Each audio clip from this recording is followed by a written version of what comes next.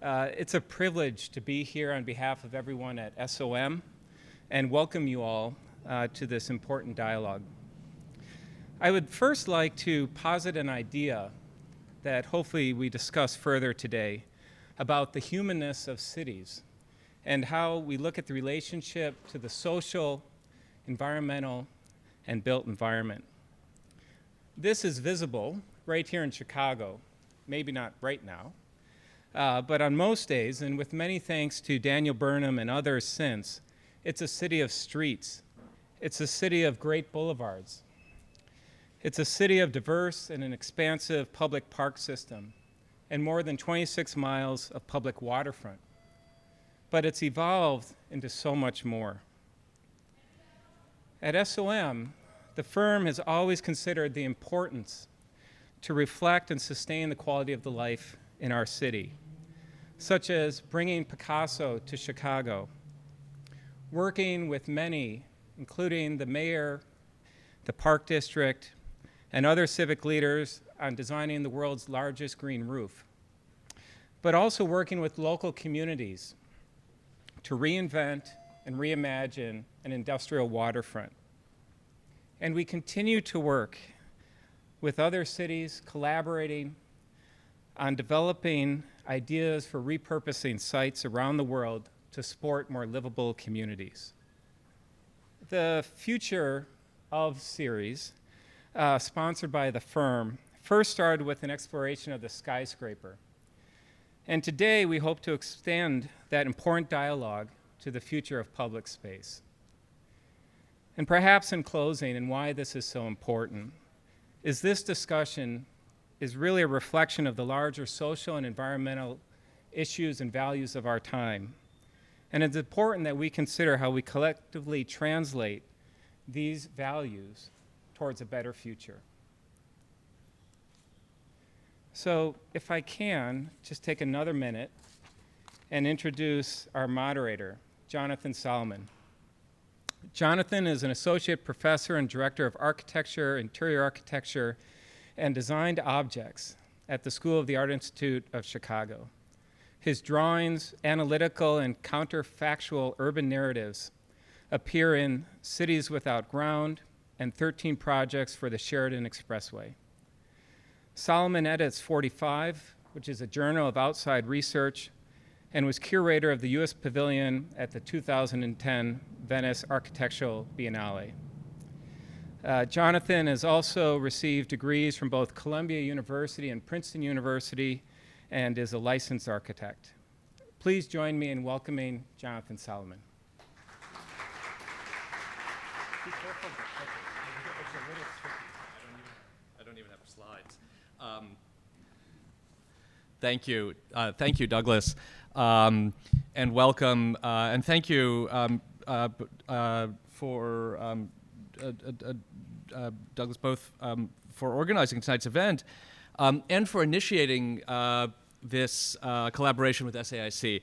I'm always grateful for opportunities to bring our colleagues in practice into the school. And in this case, it's especially meaningful to be hosting a conversation on a topic over which we share a feeling of both urgency and excitement. Public space, its past, its present and future, is a preoccupation of both our students and our faculty. In Chicago, my faculty colleagues are exploring how to activate disused spaces with pop-up activities and opportunities, the role of public data collection in planning and delivering of civil services, and the responsibility of a civil society to maintain and provide public services, libraries, schools, and parks in an increasingly privatized landscape. Looking at Chicago, our students are confronted immediately with these challenges in their emerging and developing practices. From the impacts of large-scale private investment impacts of private investment in large-scale development parcels, and SOM, I'll note here, has been involved in proposals for both Southworks and the Amazon HQ2 bids, maybe something we can talk a little bit about later on the panel, to the evolving plans for the Obama Library on city parkland, to the fate of the city's many shuttered public schools. to national scale conversations exemplified by the recent incident of two African American men being arrested for sitting at a Starbucks cafe, about how public a privately owned space, or any space, can be when all do not have the right to be in it equally. So if I were to, as asked by the panel, offer up a definition of public space for the purposes of beginning tonight's conversation, I would say perhaps that it is that space which we are all equally free to occupy. This, in a form true to the educational setting that we're in tonight, is a definition which asks as many questions as it answers. Can a privately owned or operated space be public? Can a space that is publicly owned but not publicly operated be governed there's not publicly can a space that is publicly owned but not publicly operated, publicly governed, or publicly or policed equitably be called public? What role do designers have in fostering, furthering, and futuring such spaces?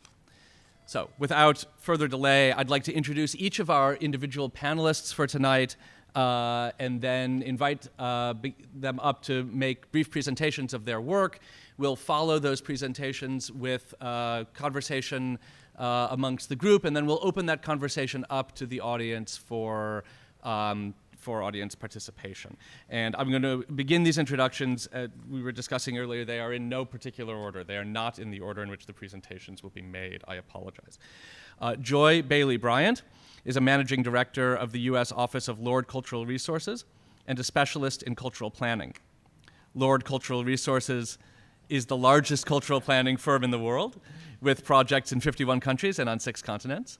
A cultural planning specialist, certified interpretive planner, and outreach facilitator, Joy works with city officials, institutional leaders, and developers in global municipalities to plan cities and bring people to public institutions. Joy leads the teams for institutional and cultural planning on projects including the National Museum of African American History and Culture in Washington, D.C., the National September 11th Memorial and Museum at the World Trade Center, directing citywide engagement in locations as large as Chicago and as small as Decatur, Georgia, and planning and opening the expansion of the Albany Civil Rights Institute in Albany, Georgia, unearthing thousands of untold stories of the Southwest Georgia civil rights movement. Martin Felsen directs UrbanLab, an architecture and urban design firm based in Chicago. UrbanLab is involved in design at all scales, ranging from large urban infrastructural plans to residential, commercial, and recreational projects. UrbanLab blends design and research to produce uniquely progressive site-specific projects, resulting in a new aesthetic for environmentally resilient architecture, landscape, and public space. UrbanLab's recent book, titled Bowling, speculates on ways to realign architecture and infrastructure with dwindling natural resources. The firm has been awarded the American Institute of Architects College of Fellows La Trobe Prize, the History Channel's City of the Future competition, and many other design awards. UrbanLab's work has been published and exhibited widely, including in the 2010 and 2012 Venice Architecture Biennales and in the 2015 and 2017 Chicago Architecture Biennial. Martin is a fellow of the American Institute of Architects and an associate professor in the College of Architecture at the Illinois Institute of Technology. Maurice Cox, an urban designer, architectural educator, and former mayor of the city of Charlottesville, Virginia, left a tenured position with Tulane University in New Orleans to lead Detroit's planning department in 2015. Cox has taught at Syracuse University, the University of Virginia, and Harvard University's Graduate School of Design. His experience merging architecture, politics, and design education led to his being named one of the 20 Masters of Design in 2004 by Fast Company Business Magazine. He served as design director of the National Endowment for the Arts from 2007 to 2010, where he led the NEA's Your Town Rural Institute, the Governor's Institute on Community Design, the Mayor's Institute on City Design, and oversaw direct design grants to the design community across the U.S. In 2013, Cox was named one of the most admired design educators in America in the annual ranking of Design Intelligence. The Urban Land Institute in Chicago has recently named SOM senior urban designer Dawveed Scully as the winner of the 2018 Young Visionary Award. The award is presented each year to where's Dawveed? No? Is Dawveed joining us? I was told yes. No. Okay. Yes? Okay. Okay. The award is presented each year to an outstanding young professional who has demonstrated commitment to ULI's principles of responsible land use. It recognizes outstanding leaders for their career accomplishments and service to the community. Trained as an architect and urbanist, Scully is passionate about design as a tool for empowerment, engagement, and equity. His contributions to recent projects such as the Detroit East Riverfront and the Woodlawn Neighborhood Framework Plan support core objectives such as responsible economic development, thoughtful community reinvigoration, and urban planning literacy in historically underserved neighborhoods. As a visionary for the next generation of urban planners, Scully advocates for new methods to engage and empower communities through impactful solutions. Finally, in more than 15 years with the Chicago Botanic Garden, Angela Mason has grown the urban farming Windy City Harvest program from 1 site to 13 throughout Cook and Lake counties. She has managed Windy City Harvest from its second year through the development of the certificate program with the City Colleges of Chicago, developed a transitional jobs program and a partnership with the Illinois Department of Juvenile Justice, and developed the Incubator Farm program supported by the USDA. Mason regularly evaluates and enhances programs, adapts curricula, pursues expanded partnerships, develops job opportunities, investigates new marketing and business opportunities, and works with allies in urban agriculture to address food security issues within Chicago and beyond. Mason is a certified National Foundation for Teaching Young Entrepreneurs instructor and has served as an adjunct faculty member at Harold Washington College. She has been honored as an environmental hero by the Lieutenant Governor of Illinois. Mason serves on the board of OAI Incorporated and was recently appointed by the governor to the Illinois Workforce Investment Board. Mason graduated from Southern Illinois University with a Bachelor of Science in Plant and Soil Science and a Master's of Science in Plant, Soil, and General Agriculture. Please, everybody, let's welcome our panelists for this evening, and we'll begin with presentations. Thank you. Great.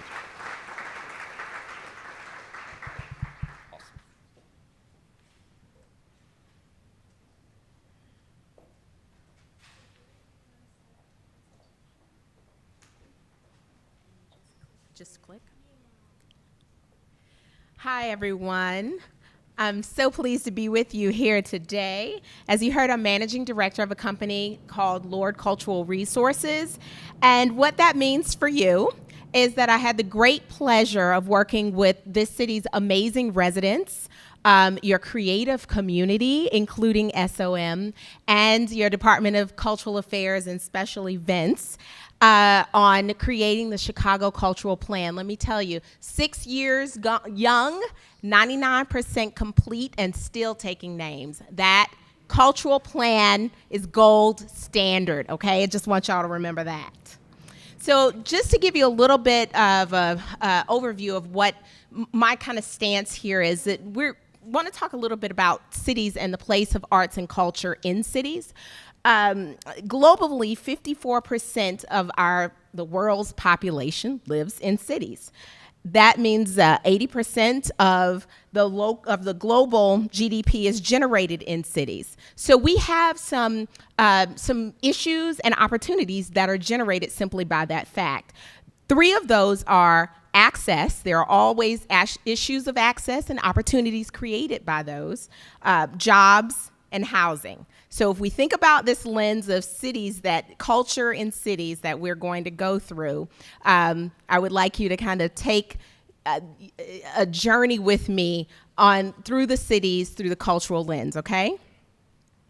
So the role of culture in building cities is that it makes it a place, right? We call it place making, but essentially it's the thing that creates this distinction of a city. What makes Chicago different from Milwaukee, different from New York, different from Dallas? A second role of culture in city is that it educates, it builds skills, especially 21st century skills. And a third part is that it's an economic generator. That can be a great thing in that it regenerates neighborhoods. It can also be a detrimental thing in some ways in that people can suffer from gentrification. So we have this kind of inside-outside view of culture, that culture contact has been three different things. At one point in time, it was elite to elite. So it's through royal courts and ambassadors. If you think about years ago in the 18th century, then it kind of evolved into this elite to many, so broadcast and cinema, so just going from the most elite to the masses. And now we're entering into this people-to-people contact, right? We're in this place where we actually yearn for interaction with each other. And this is the place where culture is really having an impact, and having that impact in cities and in public spaces. So through this democratization of culture, moving from the elite to the people to people, it's actually starting to change public space. So at one point in time where cultural spaces were what you see on the left-hand side, object-centered and so forth, now we're moving into these spaces that are more visitor-centered. I come from a museum background, a performance background. We're looking at multiple perspectives. We're looking at interdisciplinary, the kind of bleed between object and individual and performance and light and sound. And it's also this really active opportunity. So this idea that the democratization of culture is really changing public spaces. So we see that happening through planning, city planning. You all led the way. I gave my great intro on the City of Chicago Cultural Plan, right? So that actually there are cultural plans proliferating across the country and across the world.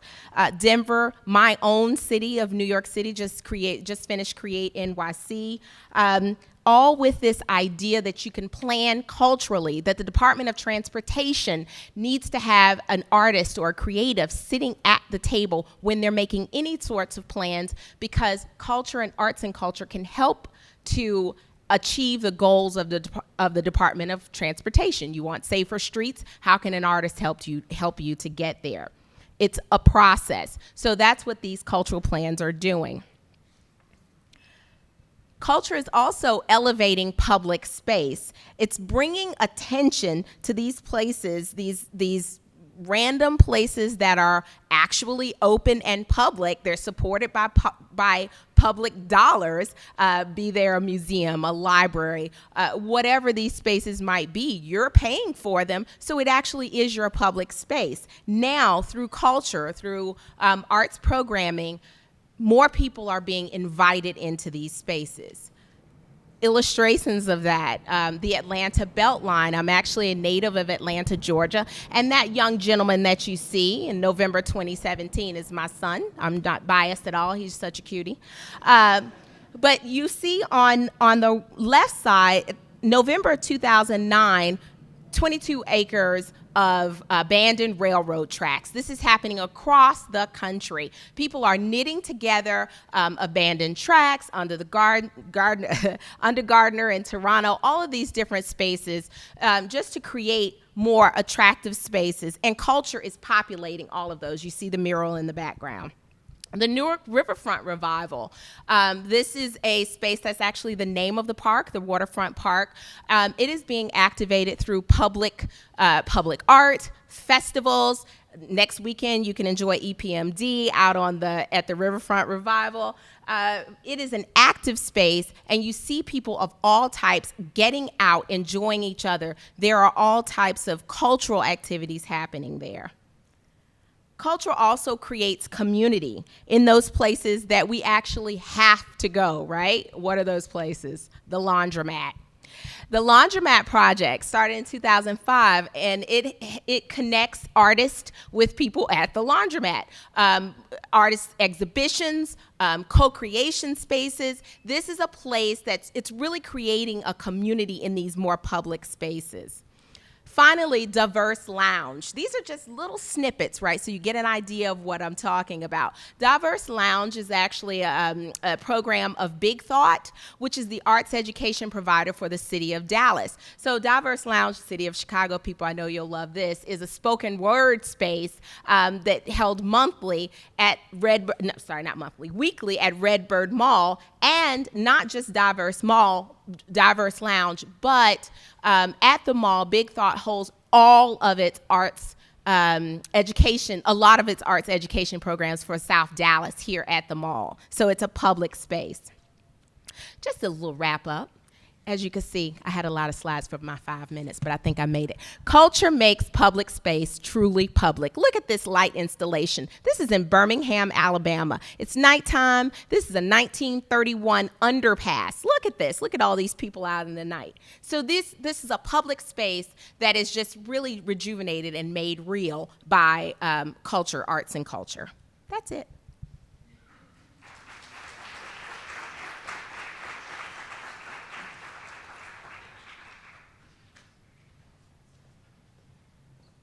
Okay, hi everybody.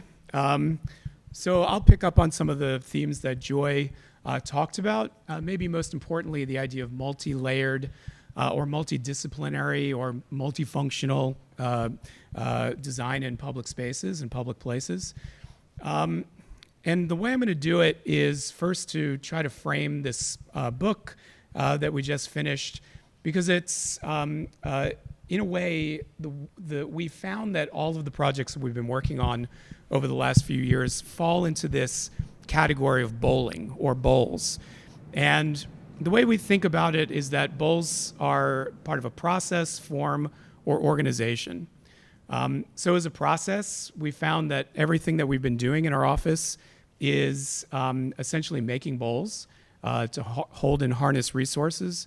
And by bowls, I mean literally just bowls. This is the kind of work that we seem to really be interested in doing, especially the public spaces. And so I put this first project that's built as a start to just give you a sense of that and the sense of the multifunctionality. It's a playground, and it looks like this when it was built. So not only does it tap into the idea of giving space, public space, to lots of different people and in a community, but part of the way it works is, in the sense of being a bowl, is that it works to collect water, to collect rain, to manage wastewater, and to do all of do a lot of infrastructural maneuvers that both tap into another kind of function, but also a funding stream. The type of public spaces we've been working on recently start almost first with an infrastructural problem that deals with some kind of engineering kind of ingenuity at the beginning. So this is what we see here is just this sponge that we created with gravel, and in the end we just get this really great space. I won't dwell too much on the details on this, just to give you a sense of it. Based around that project, we scaled it up, so to speak. And this comes with the idea of form, and bowling forms figures, sometimes really gigantic figures.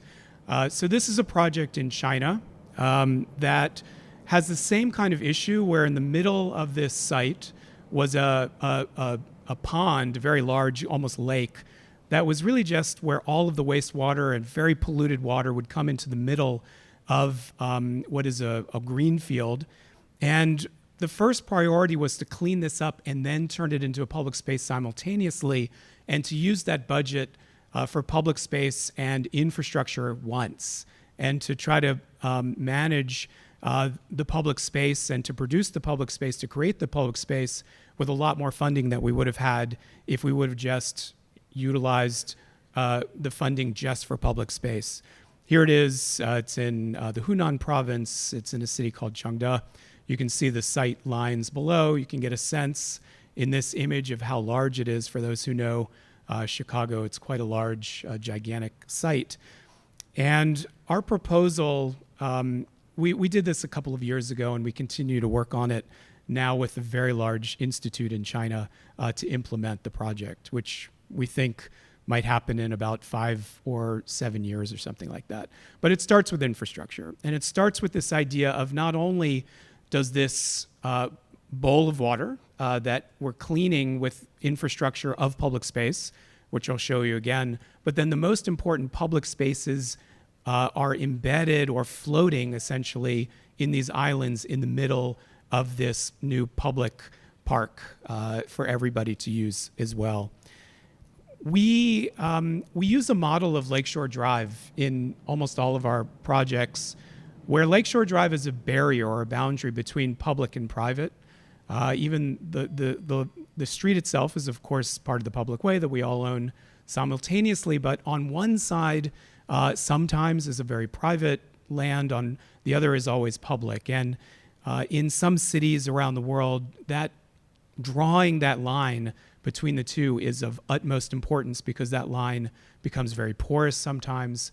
That line isn't respected, and so we're trying very hard to make sure that the bowl itself remains the most public part and central park of the city. Here's how it works to clean that water. We have these, what we call eco boulevards. That project we work on in Chicago, some of you might know, but it's essentially this very thick public way that's this long linear, usually has a street attached to it, almost like parkland, green parkland.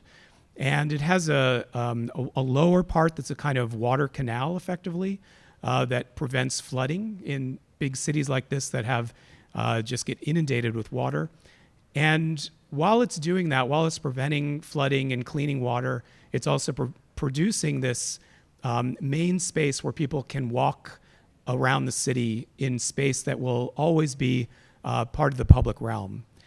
And just to give you a sense of how we sometimes try to argue these projects and size them and imagine how they are, here's the Ramblas in Barcelona. We essentially just use a lot of these same dimensions, a lot of these case studies we almost just try to replicate. We don't try to reinvent the wheel on these things. What we're really looking for is, again, all of the multifunctional elements that come along with the public space. So we can reduce heat island effect. We can establish or spur all sorts of economic development and give developers a kind of sense of place and hopefully a sense of authenticity in that place through these design scenarios. We could also imagine how some of the most important publicly sponsored areas of the city become nodes along these eco boulevards. So in this particular position, this is where the city will invest in small schools, language centers, arts centers, other kinds of places. And this whole thing becomes this kind of bowl, just like in that initial project that I was showing here in Chicago. That was in Hyde Park, if I didn't mention that. The last idea is organization. So bowling becomes a kind of catchment area. Something in the middle of the bowl becomes an attractor for everything else, almost through gravity, to want to circulate around. One of the projects that we did recently that I curated was with the Chicago Architecture Foundation, where we asked 50 architects the first time around to think about a project in every ward of Chicago and come up with a new public space that could be designed with a community, with a local nonprofit organization, or with a school or some kind of a client in a sense, and go out and design it and then show it as part of the exhibition. Then we did it again, another 50 architects, where we asked them to identify an asset that was underappreciated, kind of an unloved infrastructure asset, and then turn that into a economic center, a kind of anchor for the community from an economic point of view. And I would just like to close by looking at a project that we're doing with the Chicago Metropolitan Agency for Planning, CMAP, who are engaged in imagining Chicago, the Chicago region, not just the city, but all 10 million people or so in the region by 2050, to think about how the entire region can establish these multifunctional public spaces that can spur economic development that can create kind of prioritized investments within the region. So I'll just show you a couple of sketches that we've done. None of these will be in the plan. They're just kind of on the way to the plan. But this one is a kind of transit-oriented development, if you will, very typical, where we first have a metro station out in the suburbs, and we use that as this anchor to spur lots of other investment and imagine the policies that have to go into this kind of environment to get developers and cities to invest, and through that investment to imagine resilience and to imagine inclusive growth. And so you can see the kind of triple zone here. I'm not going to really explain any of these so much, but just to give you a sense of what we've been doing. And in October, when that plan is released, these will all become part of that. We zoom in very far because main streets, pedestrian center environments, and green infrastructure all mixing together are an important part of the plan. Another metro station that combines the idea of transportation nodes in addition to the train. So this imagines both a kind of bike station transportation meeting the train and meeting the future of the car. And here's just a kind of zoom in of one of these public spaces as we're imagining it as we go through. And then also a suburban example where this is really part of the highway system and looking at how we think about pooling together people that want to take future transportation options, especially Ubers and Lyfts and things like that, and how those will become, we think, or we imagine, future public spaces that everybody utilizes in a very comprehensive way. And here's another one that imagines what the future of shipping and local freight in cities is, where we sort of imagine that some companies like Amazon will eventually be purveyors of a kind of public space. And we're trying to imagine what the policies around these corporations could be in the future to stimulate a public space that's really for everybody and it's not a private space that one has to go into and enter. And again, I have just 2 slides here where the future of the autonomous vehicle and how we imagine that it's not going to be just individuals hailing rides in the future because we think that's just going to be very expensive, but how people are going to pool together into these new forms of architecture and public space and landscape to pool together in order to save money, but also there's a kind of social function behind these pooling services that we think could really be explored. Okay, thank you.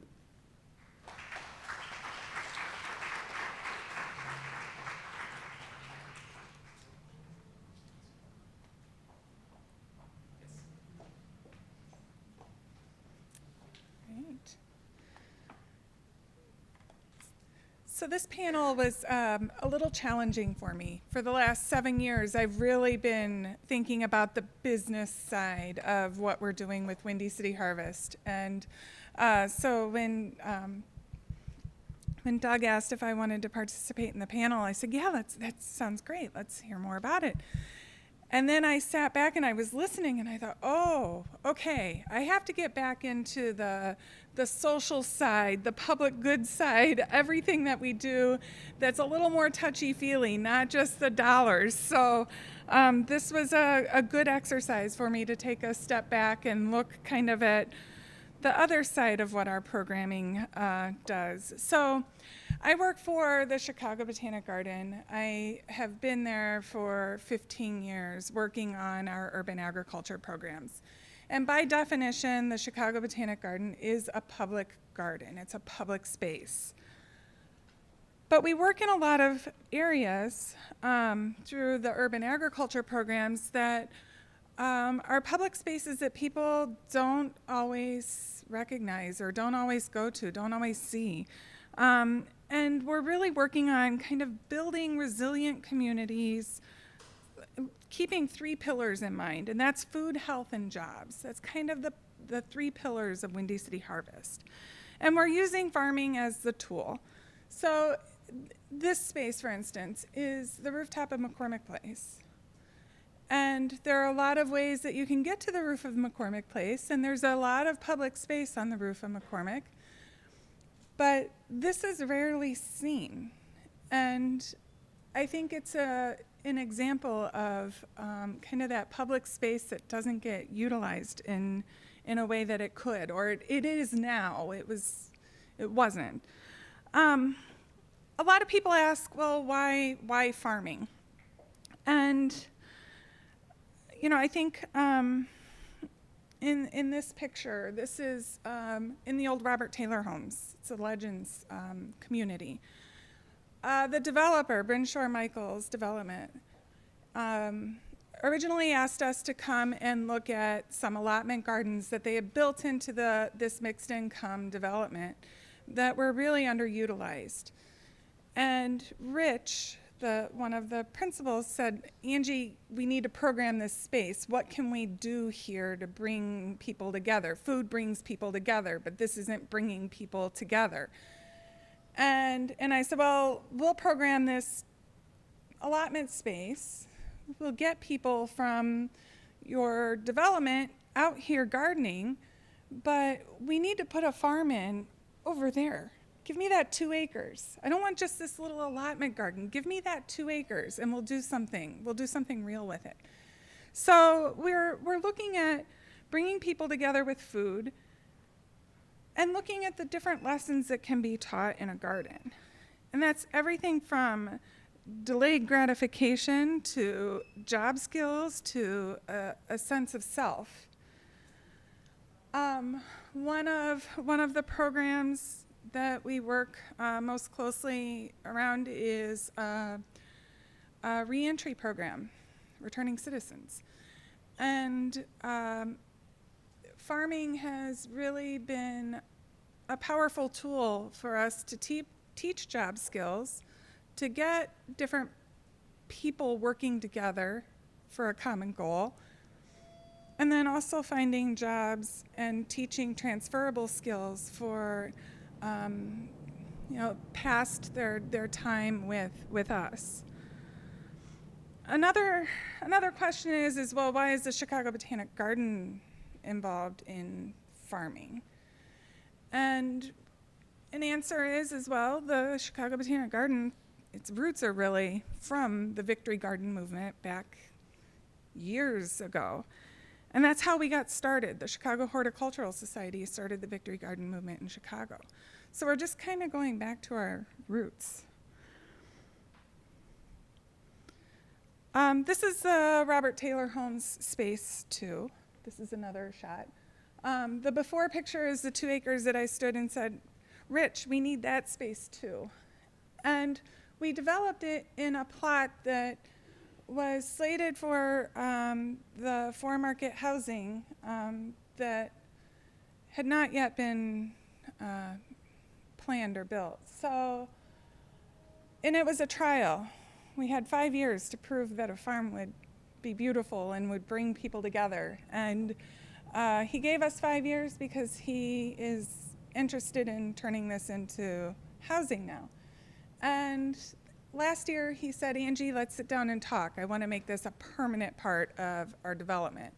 So now it's being seen as kind of an amenity and beautiful. So that's the food side of things. But the health side of things, I said the 3 pillars are food, health, and jobs. The health side of things, farming is hard work. You're active. You're not sitting at a desk when you're farming. And there's the business side of farming. Sure, you're at a desk for the business side of farming, maybe for 10 minutes, but it's hard, active work. You're also getting your hands in the soil, and there are therapeutic benefits to getting your hands in the soil. And then having access and knowledge can inform eating habits and having choice in food. So we have some unlikely partners because of this health side. One of our big partners is Lawndale Christian Health Center. We work with Loyola in Maywood, Loyola Hospital. We work with PCC Wellness Center in Austin. So we have a lot of healthcare centered people that we partner with.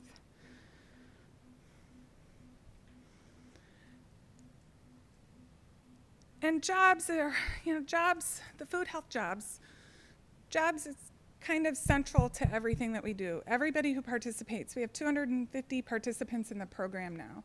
Everybody is paid.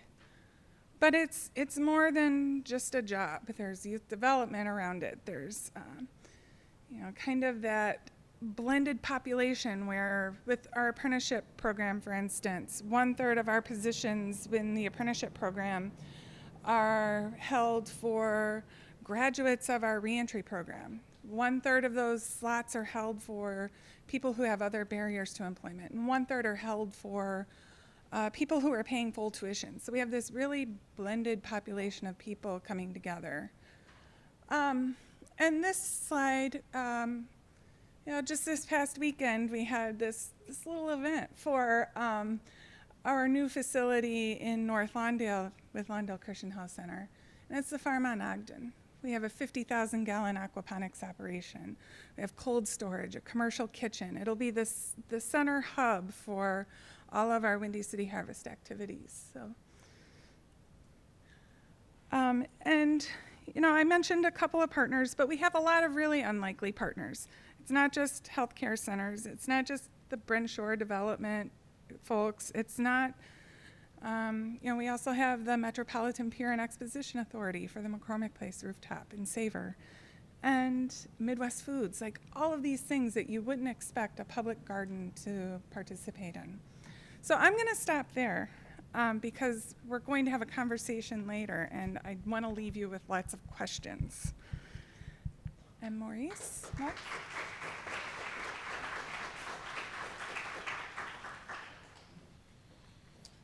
Okay, good evening.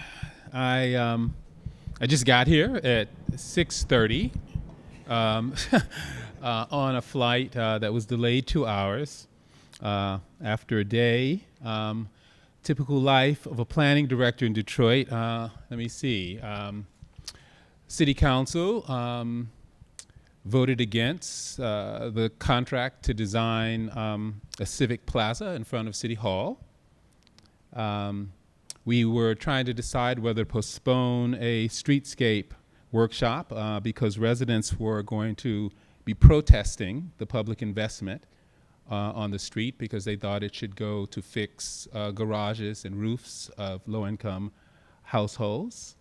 And we were trying to figure out another street that is a commercial strip street that it makes no sense to put sidewalks and street trees because there are no businesses on it. And so, the future of public space is a battlefield. It's contentious. There is no agreement as to the public realm and the importance of in making public investment in public things. So I just want you to understand that there are no easy answers in this. But I think in the end, it's worth it. It's what we do. So the heart of the recovery that you've probably been hearing about in Detroit emanates from its downtown. And I would argue that that makes all the sense in the world because there's only one downtown and it belongs to everyone. The challenge is how you communicate that to the general public and what it means to have a group of African American men playing pickup basketball in the most public square in downtown, but also the same place where young millennials might come to go bar hopping. So the idea of re-socializing public space, letting everyone have access to that space, retrofitting older spaces like this one in Capitol Park that has an extraordinary collection of historic buildings, but also planting public space when there are no active edges around it as a way to catalyze development such as Beacon Park, and watching literally a public space in the middle of a series of parking lots come to life because of inclusive programming. And then, of course, the idea of a pop-up plaza. This is Spirit Plaza. This is the one that City Council decided to vote against today. And our notion of testing these ideas, giving people a sample that we can take back a little bit of the street right-of-way for the pedestrian realm.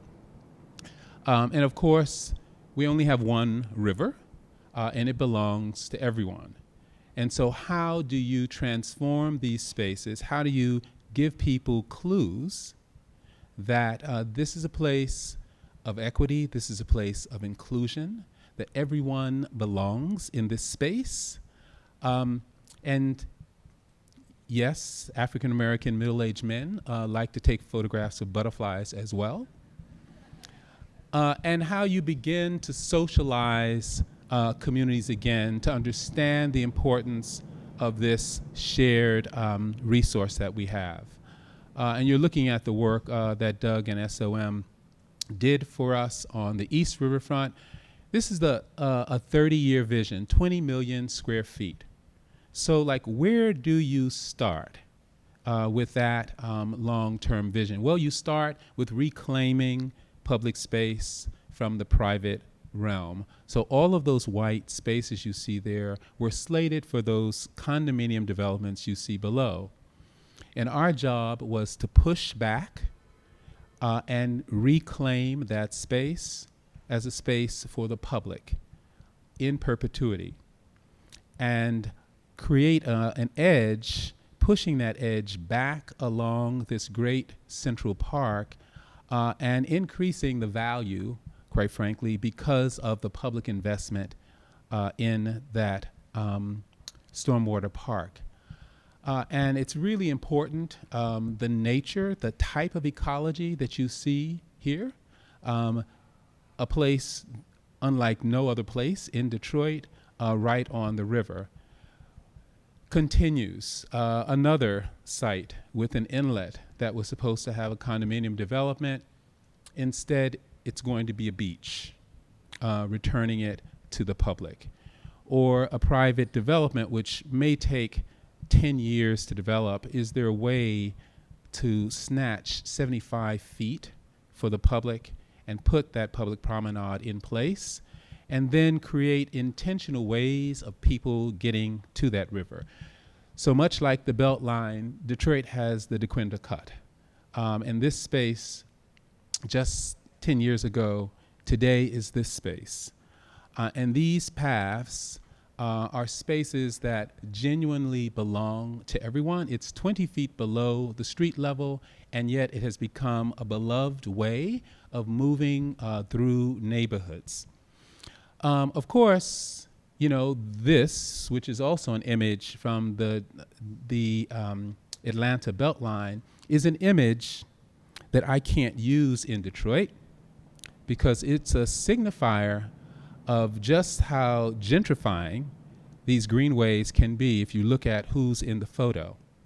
So in order to use it, with the miracle of Photoshop, I can now go into a community that is 95% African American and talk about why this is for them.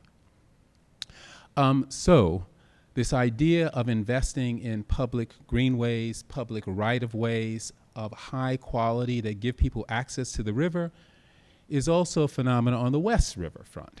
A 22-acre riverfront park designed by Michael van Valkenburg and David Ajay that imagines a cove that allows Detroiters to touch the water of the Detroit River, and what it means to bring a swimming hole onto the Detroit River, and what it means to transform that during winter into a skating rink. And how would you honor, like, basketball? Is there a way to create this temple of space that says that playing basketball on our riverfront is a welcome activity? But also, you know, folks in Detroit like to fish. So is there a way to create a fishing pier that acknowledges and respects this simple practice, which is very much a part of the Detroit River. So if the heart of the city is its downtown, I would contend that the soul of the city is in its neighborhoods. And the soul of Detroit, we have 200 of those souls, and each one of them is particular, is place-specific, and in dire need of reinvestment. So we borrowed a concept from Portland called the 20-minute neighborhood, which basically suggests that you can get to any of your daily amenities with a simple 20-minute walk or bike ride from your home. A pretty simple idea. Many of you live in neighborhoods like this. In Detroit, it's radical. So we are talking about how you take streets that look like this in Detroit neighborhoods and transform them into streets that look like this, with housing above, shops, streets that look like this, and creating a place, creating really from scratch a public realm, taking streets that look like this and putting them on a road diet, integrating protected bike lanes, managing stormwater on them, and then hoping through zoning to create a kind of active streetscape. But I make no illusions as to where we are starting. This is a really good commercial street in Detroit. And so how do you get people back out on these streets? How do you give them a little sampling that, you know, if you slow down the traffic, if you put in bike lanes, you can transform that street to be a street like this eventually. So a lot of our work is like pop-ups, just getting folks to occupy public space again, feel comfortable with the social mixing that happens in public space, and then slowly, incrementally change the character of the space, layer in a public realm, and then a little later, the stores, and in the end, a fully functioning pedestrian-oriented Main Street. Or this, which is another challenging street, 4 lanes divided by a Michigan median, changing that equation from 8-foot wide sidewalks to 25-foot wide sidewalks. This ain't easy. Getting a community to shift gears towards a pedestrian orientation. And in fact, I can tell you for that group of projects, we've had over 28 town hall meetings, 50 block club meetings, and 9 pop-up events, just to get this community accustomed to the idea of the public realm and what it could do to transform their lives, involving local artists, involving children, to create a new park literally out of 20 vacant lots at the center of the neighborhood, this Fitzgerald Park, and how to culturally tag this so that the folks who live in this neighborhood know that it's about them. And so what you're seeing is the making of a mural that's of hundreds of kids' handprints that are in a mosaic wall that goes for 140 feet long. Or trying to understand what bicycle lanes can do and just go out and paint them with young people to get ready for that transformation. And so it's also about trying to understand culturally specific clues that can be embedded in public space. So the West Verna Corridor, this is otherwise known as Mexican Town. And so how do you speak specifically to the culture of that group in talking about public space? And you're seeing one of the exercises we did, because it's about the Cinco de Mayo parade and how you take a street that looks like this, allow it to accommodate traffic, but then also be transformed into a space for cultural events. Or how you take a street like this. This is a pretty handsome street by Detroit standards, and shift the balance towards bicycles and pedestrians. And how do you take a beloved park and create a gateway and entrance to that park, which is culturally specific to those residents. Or how you take our street life in Northwest and make a place for it in the public. So this is typical intersection. How do you make a parklet on there for a Saturday market? And then more importantly, how do you give residents a little sample of what this is like so that we can go to the next step of making it permanent? So streets, this is the stuff that we have to work with. This is what we're trying to do to transform them so that they're multifunctional, dynamic public spaces that give you a sense of the power of the future of public space when including residents in the making of it. I think that's it. Thank you. So I got a couple of slides to kind of talk to you guys about some of the things that we've been doing at SOM, looking at kind of open space, infrastructure, and how those things start to come together to build community and to rebuild community. So this is a project called Reinvesting in Robbins. It's a kind of smaller. The village of Robbins is a small town outside of Chicago. It's about 16 miles south of where we are now in downtown.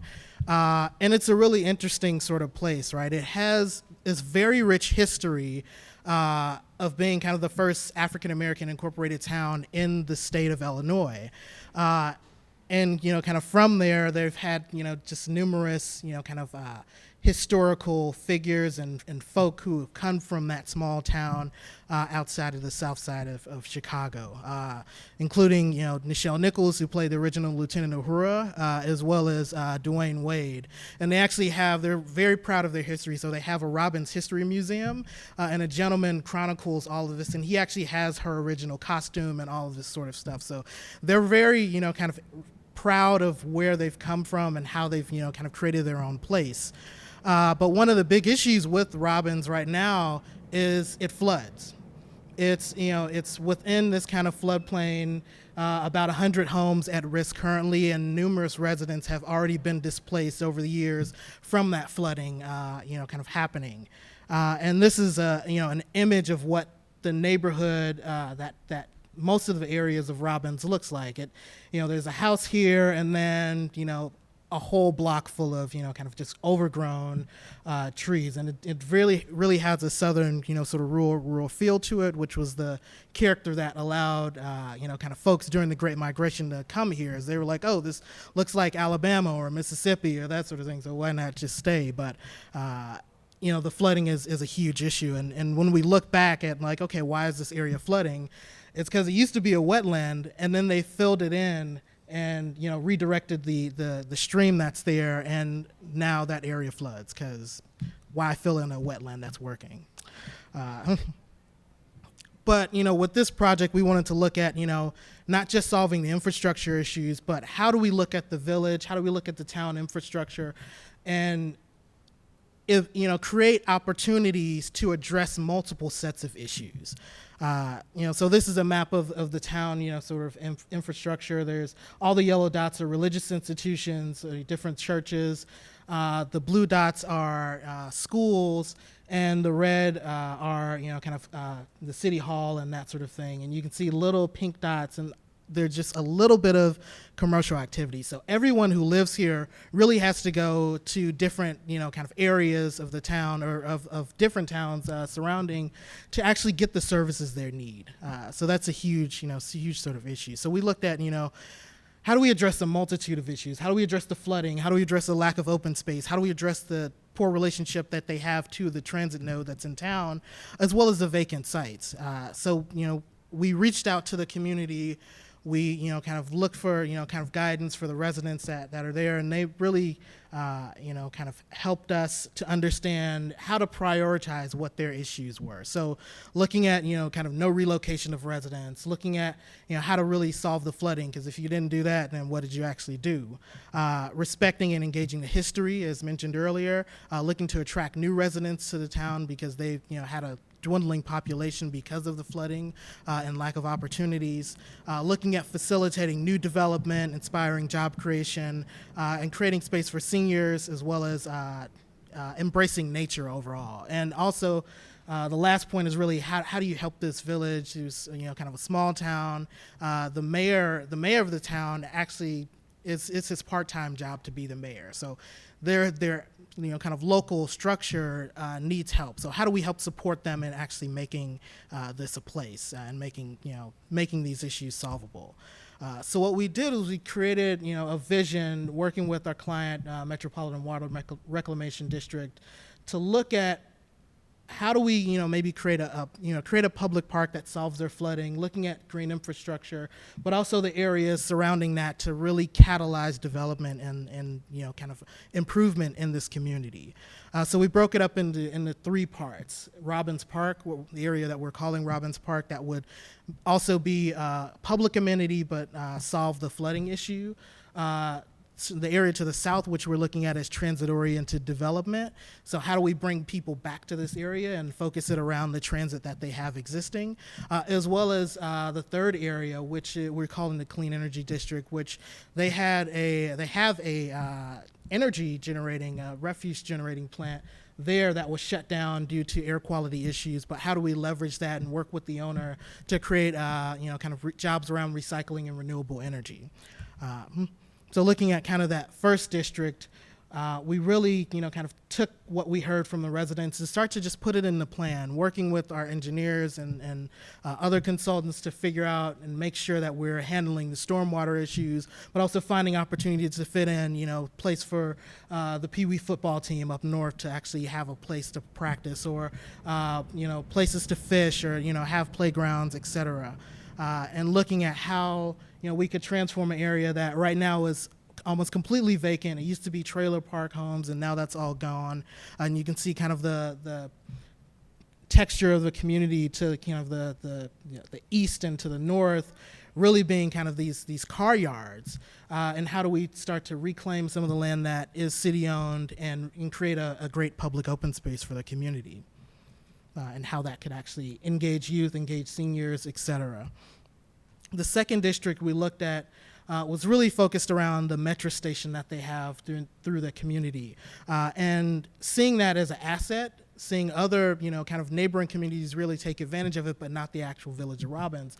So how do we enable them to actually take advantage of that and create a small kind of center around that transit-oriented development, and looking at a diverse type of houses, not just single-family homes, but multifamily as well.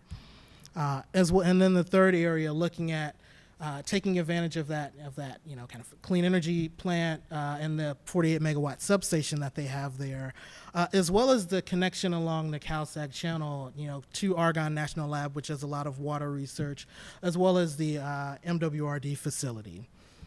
And from that overall vision, what we did was we reached out and we went to MPC's office, and we presented this to everybody we could think of. We presented this to all our nonprofit stakeholders, government agencies, other institutions, and really just tried to build a team of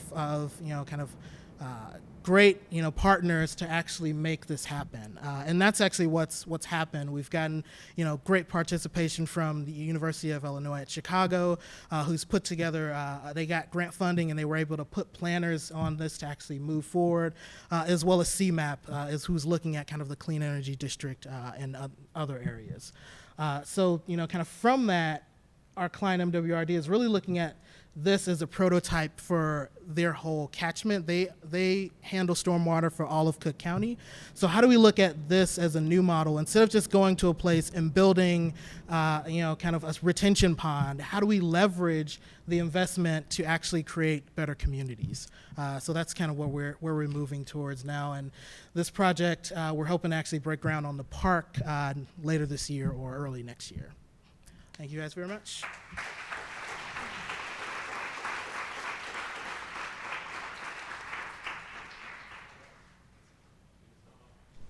It's on now.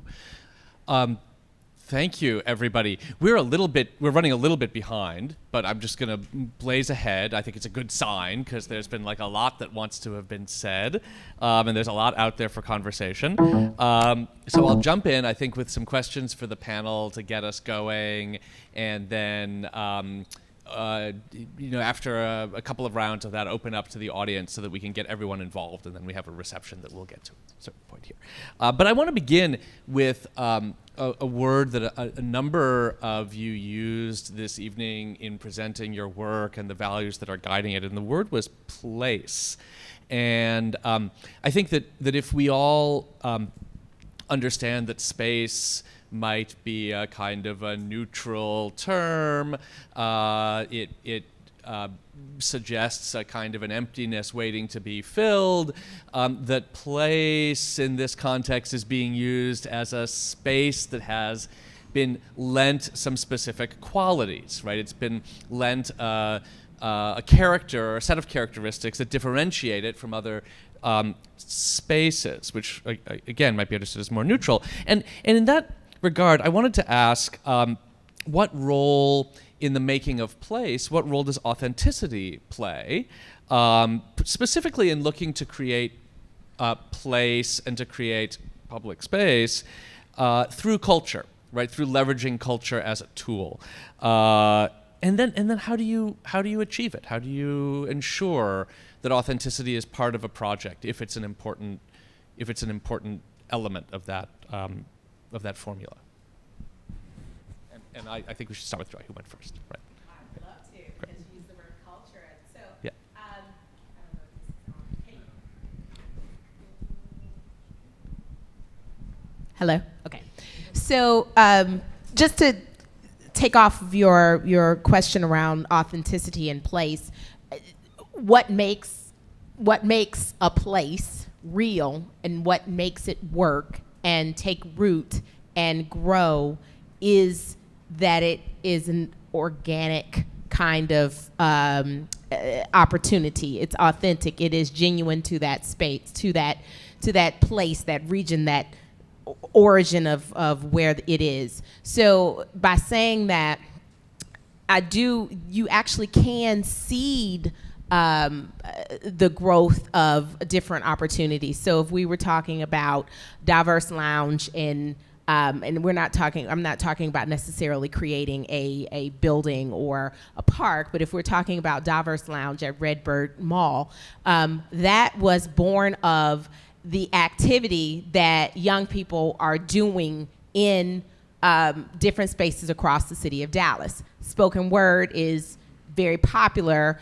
It is actually something that people were getting together to do, kids were getting together to do, and it was a opportunity for Big Thought, the arts education group, to gather people together in the Redbird Mall and to have this kind of nightlife. It happens here, Louder Than the Bomb. That's also it's something that's genuine to the city of Chicago. I mean, I'm a fan of Common, right? So, and the kind of spoken word tradition that happens. So when you see those types of spaces and in a place where it comes from, right, then that actually does start to grow and it gets bigger and bigger and bigger. I've been to Louder Than a Bomb activities here that are thousands of kids under the age of 18. So I start all that to say that it's it's a genuineness that organically takes root from a place. Yeah. I mean, we talk a lot in Detroit about authentically Detroit because Detroit is not a place that has an identity. It's not a city with an identity crisis. Siri has something to add. Yeah, Siri wants to participate in this. No, it's a city that transformed the automobile industry. It created techno. It created Motown. People who are there, and it's all of 680,000 people who stayed. Know what's real. They have very, very long tenures in the place. So about 1,200,000 people left over 50 years. But guess what? They didn't take their buildings with them. So as a result, we have dozens and dozens of churches, schools, rec centers, libraries, thousands of residential buildings that are there. And they are kind of like silent witnesses that are still there, still giving Detroiters a sense of just how great the promise was of their city. And our job is to be stewards of those buildings. So most of the work, you saw a little bit of new construction, and that is partly by design. You can't really make new construction work when you have thousands of existing buildings that could be rehabbed. So we start from the premise that we want to keep what we have, and we want to reutilize it. So most of our work is trying to help people understand that these icons that are often embedded in neighborhoods, they're not the big flashy mid-rise and high-rise architecture of downtown. They are, the Chinese laundry that was done in the 1950s. It's the civil rights bookstore on a commercial corridor. It's a one-story structure. It's a church. And so our focus almost exclusively has been to go into neighborhoods, reuse that which we have. And the only place where you're going to see new construction is in the downtown. So we have a way in to talk about what is authentic because we still have it there in the community waiting to be reused.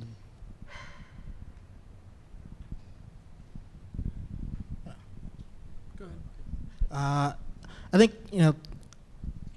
a lot of it is tapping into the resources in the place that you're in. So, the project that we're working on in Robbins and another project we're working on the South Side in the Woodlawn community, those residents have a deep memory of what happened and what's going on. And, I talked to a woman in Woodlawn who she told me about, when she got there as a girl, and they were the second black family that moved to that neighborhood. The first black family was Lorraine Hansberry's family. So it was her and the Hansberry kids hanging out in Woodlawn, and she's just telling me about all these different stories of how they were, how they remember it being active and, lively and, kind of vibrant. And, kind of since then, it's, kind of really deteriorated. But there's still that pride and that energy and that activity and that memory. So capturing that and leveraging the kind of memory of that place and letting them inform the actual project really, I think, brings that authenticity to it. So understanding that you as the designer, you're not necessarily there to kind of make something out of scratch. You're there to facilitate a conversation and engage folks and absorb and start to augment their intense knowledge of the place with, some personal expertise of the actual, construction or design or that sort of thing, and really informing them and allowing their ideas to really come to root and into the place. I think when we're looking at the spaces that we turn into farms, we're really looking at place in the sense of how can we develop this as a safe space for our participants. A lot of our program participants are participating in a youth development program, or they're coming through that reentry program. So we want a space where people can come and grow as a person. So the place for us is a place for healing, and it's a place to grow healthy food and a place to come together. And that's kind of how we look at place. I agree with all of this. Authenticity has so much to do with time and people's understanding of the history of places and where the most important parts of it landed, and then trying to recuperate those in so many ways. I think authenticity has a lot to do with pride, as a lot of people mentioned. Also, this idea that we're all proud of something around where we live. The question is, how do we create a kind of collective pride and then invest in that pride, especially if it's part of the built environment? And somebody said timeless. I was thinking that when I was in architecture school, I was taught that timeless architecture was this modernist architecture, this very simple, boxy, glassy, transparent architecture. But now I think timeless is more about nature, more about this idea of people agreeing on something socially that they can keep agreeing on. And when that merges with the built environment, I think that's where architects sometimes do their best work. And if there's something left over from a previous generation that we can anchor into, I think that's where the most honest stuff kind of comes out. This connects directly to another thread that I think ran through really all of the conversations this evening, which was natural systems in the city and at regional scales as well. And I wonder if I can ask, maybe, I'm sorry, Martin, for you to comment again in reaction to this question about when you're looking at regional scale, 10 city, 10 million inhabitant solutions, and at natural systems at that scale, which are not necessarily, they don't necessarily operate at the same, they're sort of abstract to the scale of interactions between humans. How do you use the scale of a water system or energy distribution network at the scale of a region like that as the catalyst for public space? Mm-hmm. Well, my favorite thing about nature is that it does all of its work for free, and that you don't need a lot of money as long as it's set up in a way that self-sustains itself and produces lots of benefits without a lot of maintenance, without a lot of oversight, without a lot of money and resources getting poured in. And if it's designed really well in relationship to cities and even suburbs together and want to do something. And the only thing that people agree on that is worth their tax money is nature in so many cases. People often, at least in the Chicago region, vote to increase taxes for more parks or more preservation or more natural systems. So I think it's a kind of, it's a base upon which designers and policy experts and everyone kind of interested in culture as well can tap into and not feel as though they're going to get just booted out of the room before they start talking about what else we could do. And I know that's your question, what else we can do, but I'll hand it off. Super. So I guess the future of public space in Detroit is without question green, because we have so much space, open space, that is yet to be programmed, yet to be curated.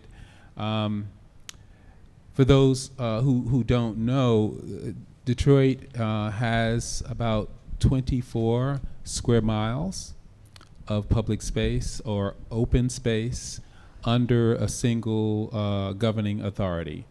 So scalar comparisons, that's about the size of the island of Manhattan. So it's a big question that Detroit poses of what do you make with all of that space? How do you make it intentional? How do you make it contribute? How do you make it appear to be cared for? And I very often use examples in other places where I've lived or traveled where every square meter of, let's say, Italy, every square meter is curated, is cultivated, it's cared for. And so you don't look at that as just space. You look at that as something that has deep, deep cultural meaning, and you want it. In Detroit, open space is unkept, it's blighted, it's scary, and so we have to go to a point where you change people's perception of public space, of open space as restorative, as regenerative, as contributing. And this is a really challenging issue for us, right? In one neighborhood in Detroit where the land bank owned 400 parcels, which is about 20 acres in 1/4 square mile, we turned it over to a single developer who is going to renovate 100 homes and plant 200 flowering meadow gardens. It's never been done before, but we think we can change people's perception that that land has value, even if it's not a placeholder for a house. It can manage stormwater. It can create physical beauty. You can grow food. So that's our first experiment. It's being under construction now, but then we've gone into other neighborhoods where maybe you have 40 acres. I'm talking about, again, in 1/4 square mile, 40 acres, and trying to plant a tree nursery, a 40-acre tree nursery in a neighborhood. So this is kind of saying that this open space has value, and we're going to program it, we're going to curate it, and hopefully if we get enough of those kind of experiments going, we may change people's perception of, this green stuff in their neighborhood. I think, just piggybacking on that, I think one of the things that I love about the work that we're doing is it requires you to put Siri away and really interact. Yeah, and really interact with nature and pay attention to what's happening around you. And we farm organically, so you have to create and help build the natural ecosystem again so that the plants that you will likely end up eating then are healthy.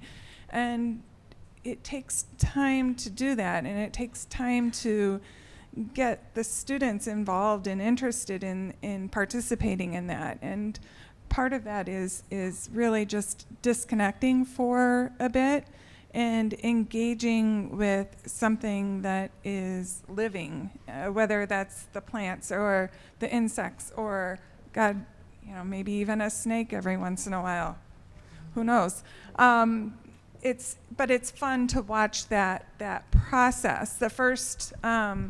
The first week or so of programming, we take all of our students. One of our farm sites is in the Lake County Forest Preserve up in Waukegan. And we'll take all of our students from all of our sites up to that Forest Preserve farm. And the first couple times that we take our students up there, they are unruly, like the worst absolute kind of, the worst that you could expect from them. And then over the course of that week, by that last day, it's a completely different, like there's 0 violations and people are interacting and they've kind of just let go. And it's a little social experiment maybe, but it's really, just that interaction with nature, I think, and natural spaces. We're like an hour behind. I'm looking over at our facilitators here. Okay, so I want to turn things over to the audience to add to this conversation. Although I have there were lots of other threads but we'll all have dinner later, so I can ask you more about that later. So if there's feedback or if there are questions from the audience, do we have a microphone that can go around, or can I contribute mine? Okay, we've got a microphone. Great. Just hands up and let's do it. I knew it. Hello, my name is Paola Aguirre. Thank you for your talk. I'm really excited to hear all of you, different perspectives, very complimentary. I really appreciate all of you tonight. I'm just wondering, and no one really talked about the role of technology. how technology is changing, is going to change the way that we experience our public spaces, and how, as designers, we can use it to our advantage. I guess I can start because I'm as concerned as you are about technology in public space. So my favorite public space are sidewalks. Very simply, sidewalks, especially on main streets or at least commercial corridors that have a lot of activity and that might be adjacent to institutions or even just residential areas, something like that. But just the street and the sidewalk. And as we're seeing now with surveillance systems and technology, there really is no more privacy, in a sense, in these spaces. There's a question about, a lot of people think that they're going to be much more safe.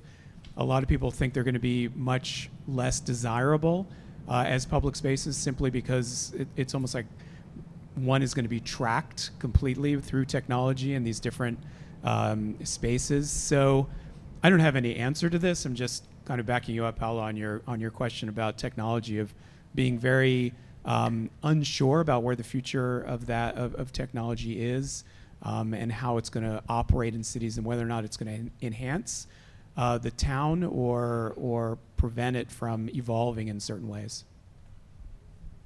I'm certainly not the technology person on this panel, but I would say how we're dealing, how technology is entering into the public realm in Detroit has more to do with security and surveillance. So we now have a program called the Green Light Program. So a store owner or a gas station can subscribe to this technology that basically has high definition video cameras that that monitor the establishment, and it goes back to a central command in the police department, so that when you're going to get gas, your car doesn't get carjacked. Or if you are walking down the street, your windshield won't be broken in while you're dining. So this is like real for us, and we've just taken it from establishment to now entire corridors, and it's changing because something fundamental about public space is that you have to feel safe in it. If you want people to mix socially, they have to have a sense of security. And so it's kind of like you hear it in downtowns, they talk about clean and safe, which is like the baseline before you can start talking about architecture in public realm. And so while I never thought I would be a proponent for massive surveillance, but I recognize that that's currently the only way that we can give people a sense that the public realm is okay and that they'll be protected in that space. Not exactly where I think you were going with the technology question, but that's just the reality of the city I live in. When we're doing cultural planning, we often use the definition of innovation, that it is creativity plus problem solving. So if there is an issue, the idea that you can think creatively and look to solve that problem, and an illustration of that, often utilizing technology, and an illustration there is a partnership, for instance, right now that Frank Lloyd Wright Foundation is doing at Taliesin and Taliesin West with Leica. The issue is a lot of the spaces, if you guys are, this, Frank Lloyd Wright spaces are not ADA compliant, and a lot of them are public spaces, museums or cultural spaces. And so in this partnership, Leica and another firm have developed technology that takes images about 300,000 per minute, and it allows for these just really minute images of spaces that are just absolutely inaccessible. At Taliesin West, for instance, the rooftop, which is a great, amazing space, but just because it's not accessible for all, they've just closed it off. So here you have this problem, technology providing a creative solution, and we're getting an innovative opportunity now to really experience places that we never saw before. Louis Kahn's For Freedom's monument at Roosevelt Island, a similar situation is being solved through technology and creating an opportunity for all to experience. So I can't at large answer your question about where technology is taking us in the future of public room, but I can tell you in cultural spaces, it's really leading the way for innovation. I have one thing to add. During the project we're working on in Woodlawn, one of the things we did was we, kind of took all this GIS data and we started mapping things. We started mapping where the open space is. We started mapping, kind of crime from Chicago police, kind of reports. And one of the things that was interesting that we found was that there was, the area with the highest crime is the area that had no public open spaces. And one of the interesting things that we were like, okay, does that correlate? And maybe let's talk to some folks. So we brought it to the residents and we're like, hey, does this make sense? And they were like, yeah, that makes a lot of sense. We're in desperate need of, spaces over here that, kind of youth can engage in. They're kind of walled off in, a public, kind of housing complex. So one of the things that led to was finding a place in that community and working with residents to try and plan a public park in that area. So it's that example is less about, kind of the direct insurrection of technology into the park, but using technology to allow us to maybe find opportunities to do a better job of more equitably, kind of distributing public open space and working with residents to actually achieve that.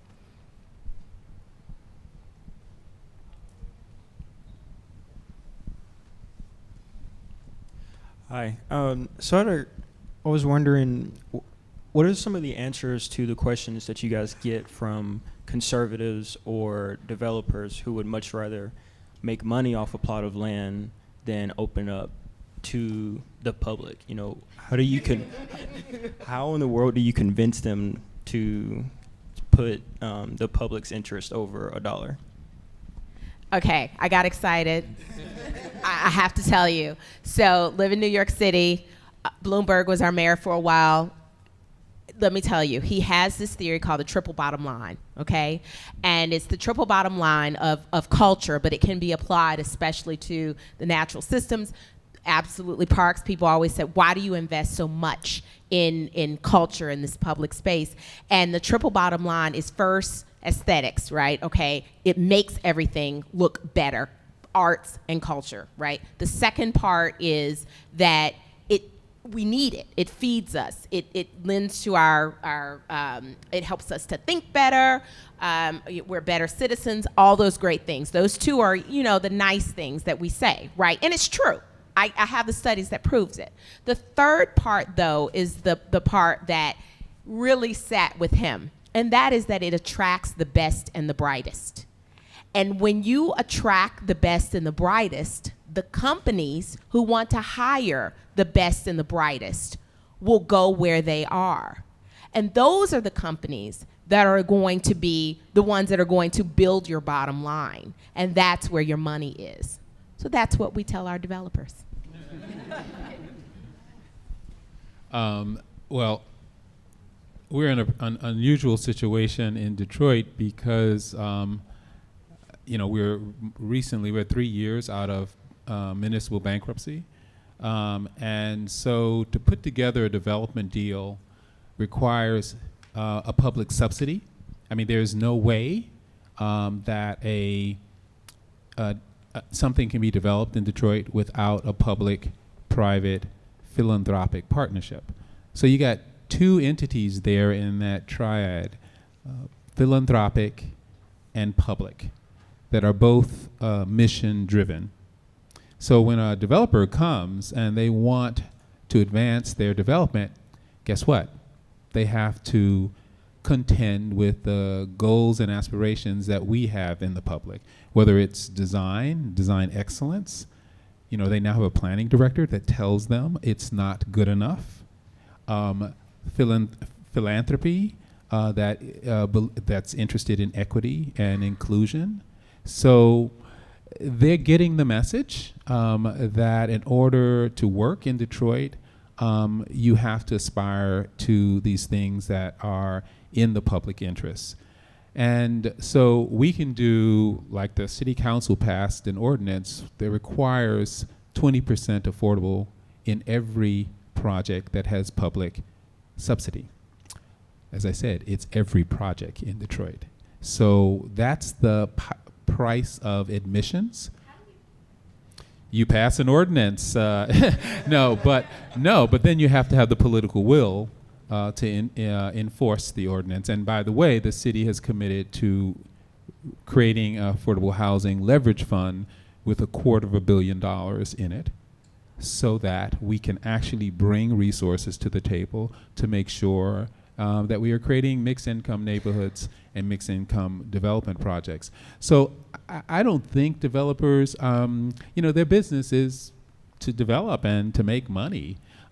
It's everyone else that has to hold them accountable, and both in a regulatory way and in terms of public, if need be, public shame.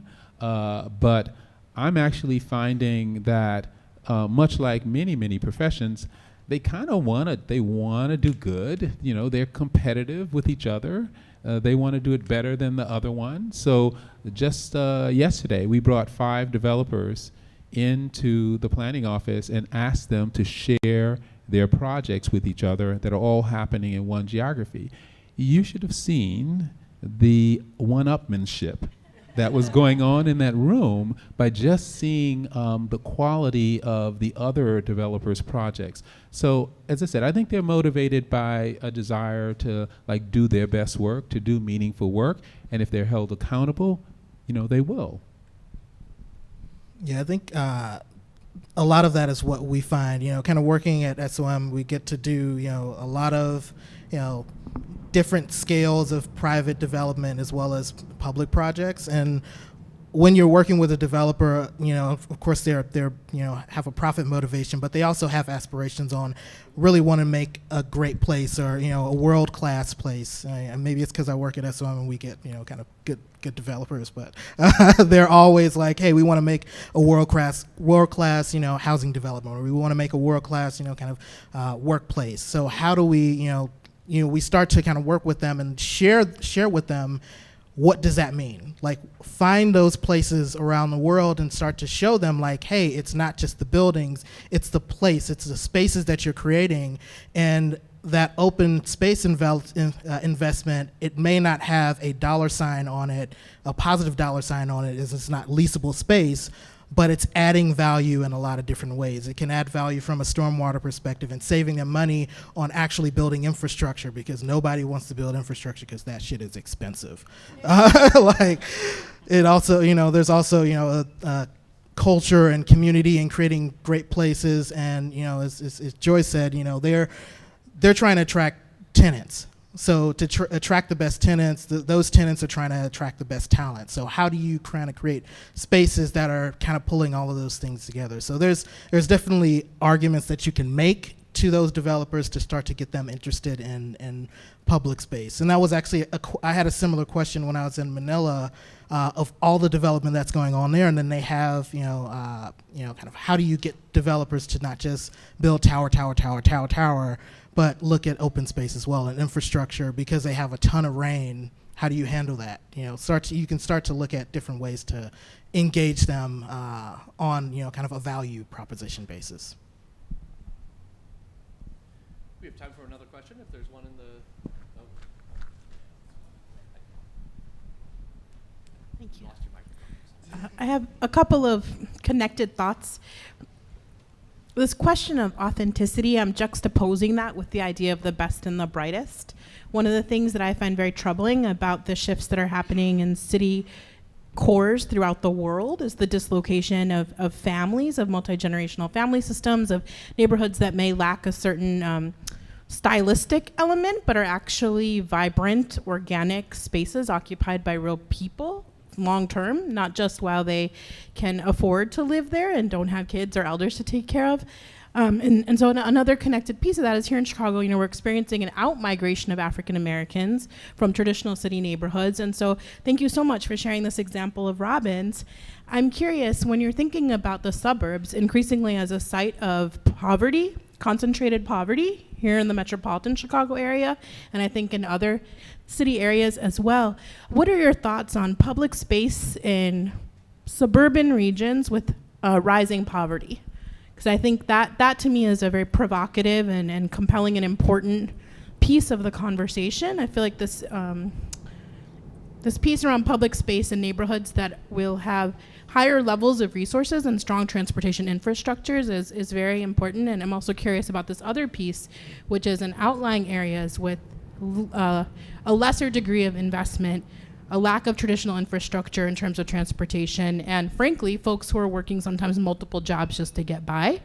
So I don't know if you have thoughts about any of those pieces. Wow. Sorry, that's many thoughts and questions combined. I apologize. That's a lot. I appreciate the question. I was just, the suburb versus city is a challenging paradigm when you're in a city of 139 square miles. Where the areas that I'm showing you are effectively suburbs. They're, traditional neighborhoods. They're platted. They have, commercial corridors that run through them. Their housing stock was done in the early part of the 20th century. But you could travel it takes you 8 miles to get to them from downtown. And that's without a subway system or a rail-based system. So effectively, I feel like I'm working in the suburbs when I show you those neighborhoods like Grand River. Because these are the neighborhoods in which African Americans stayed. Detroit is 80% African American. It's 10% Latino. So, like, everywhere I go, there are people of color. And everywhere I go, they come from all socioeconomic levels. My design director, Dave Walker, who lives in the Upper West Side, we work downtown. Downtown is probably the exact reverse. It's about 80% white and 10% people of color.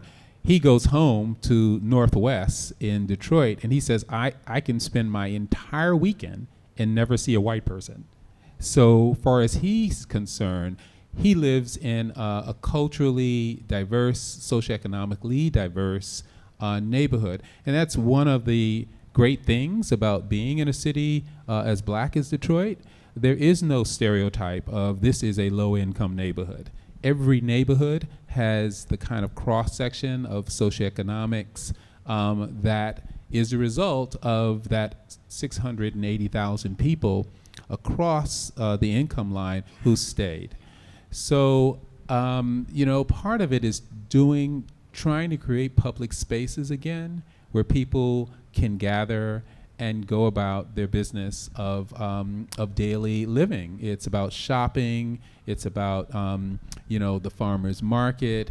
It's about, social spaces, parks that are for the neighborhood. It's about getting around by bike.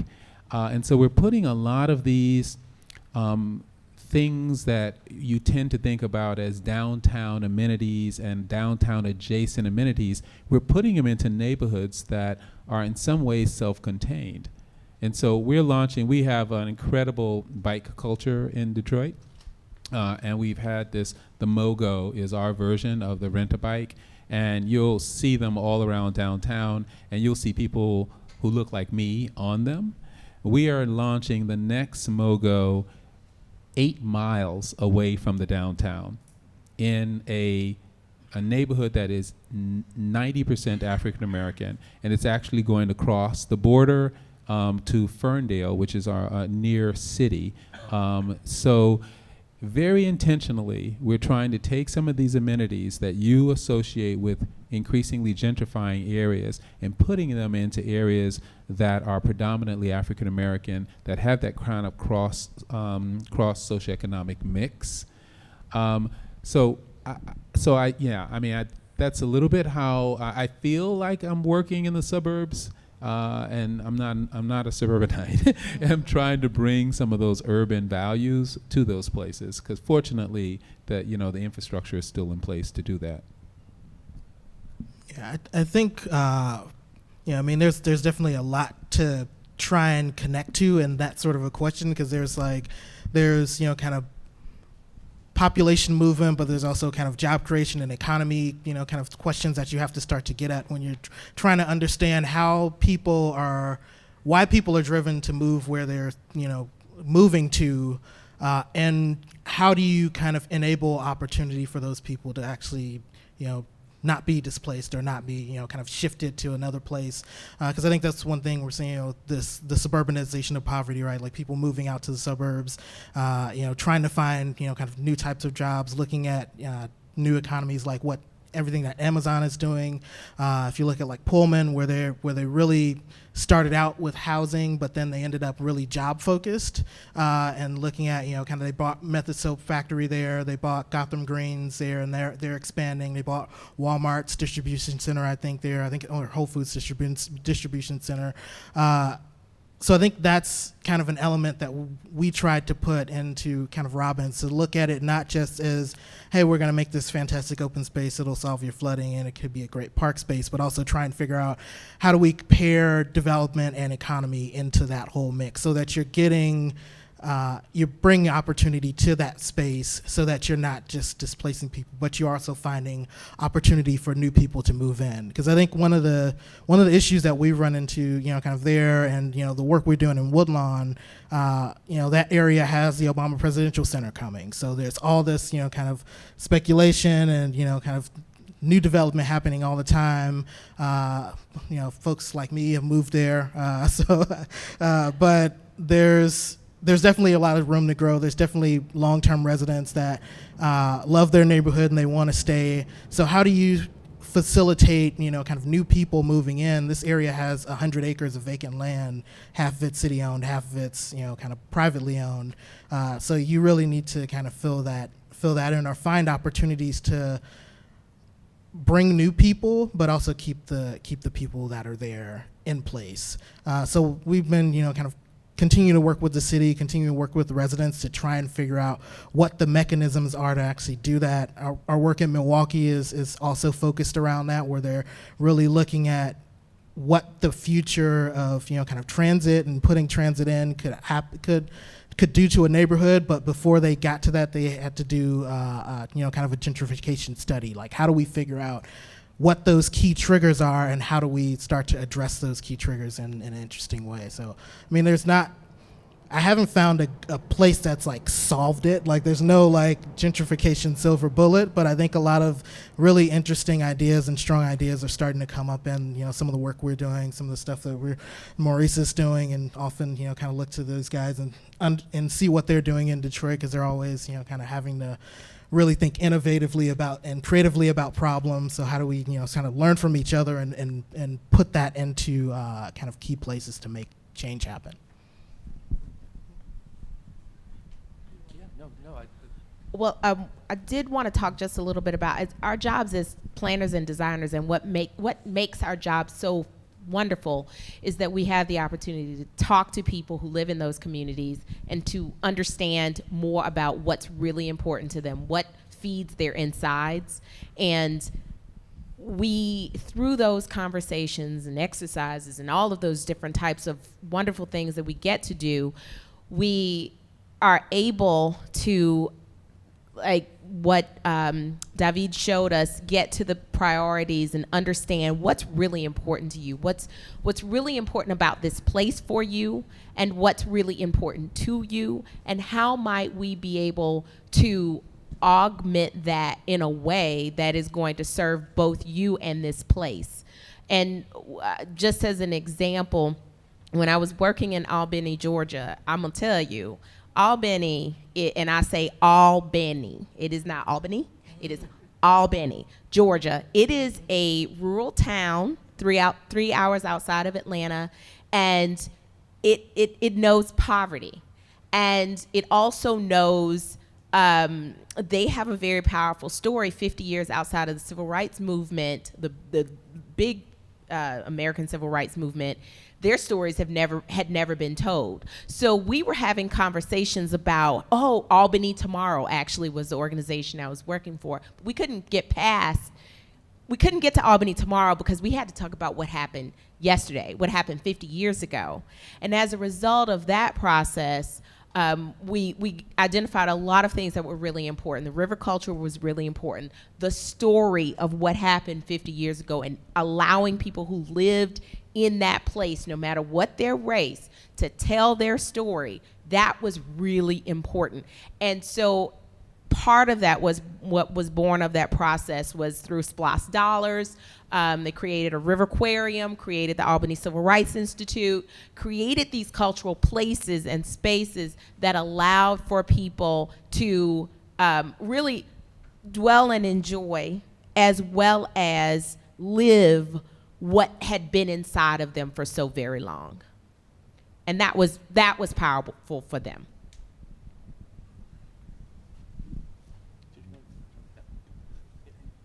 I think that's a hard question for, the Botanic Garden isn't a planner. We're not designers. We're trying to take little bits and pieces of what the Chicago Botanic Garden is to communities across the Chicagoland area so that everybody has access to nature of some sort. So that one, I think I don't know if I can answer that. Fair enough. Fair enough. I want to ensure that we have at least a few minutes at the end here for some informal networking. There's still some food and drinks in the back. But I think that based on the time here, we should wrap up.